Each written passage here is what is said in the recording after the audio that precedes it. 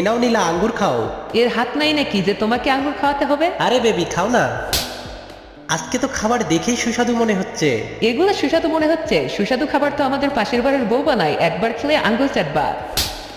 এ আমার ছেলেকে চড়মালো কেন? বেবি, আমার ব্যাগটা দেখতে অনেক সুন্দর, তাই না? এত বড় হয়ে গেছে তারপরও বোঝে না, সবসময় আমার ছেলের অযথা টাকা নষ্ট করে। এই মেয়ে পাগল হয়ে গেছে নাকি? সবসময় আমার ছেলেকে চড় মারে। বাবা, এবার স্যালারি হওয়ার পরে আমাকে দিয়ে দিবা, যাতে তোমার বউ অযথা টাকা নষ্ট করতে না পারে। নীলা আবার এসে রাফিকে চর মারে। আমি তো এই পাগল মেয়ের কিছুই বুঝতে পারতেছি না। ভিডিওর বাকি অংশটুকু দেখার আগে আমাদের চ্যানেলটি সবাই সাবস্ক্রাইব করুন। আমার কাঁধটা ব্যথা করতেছে, একটু মালিশ করে দাও। কাজ তো কিছু করেই না, কিন্তু আমার ছেলের কাছ থেকে সেবা করে নেয়। আমার মনে হয় তোমার একটা বাচ্চা দরকার, আর সব থেকে ভালো হবে ছেলে বাচ্চা হলে, কারণ ছেলেরা বংশে বাতি জ্বালাতে পারবে। হ্যাঁ মা, ঠিক বলেছো। তুমি সবসময় আমার ছেলেকে চড় মারতেছো কেন? তুমি পাগল মেয়ে নাকি? তোমার মাথা ঠিক আছে তো?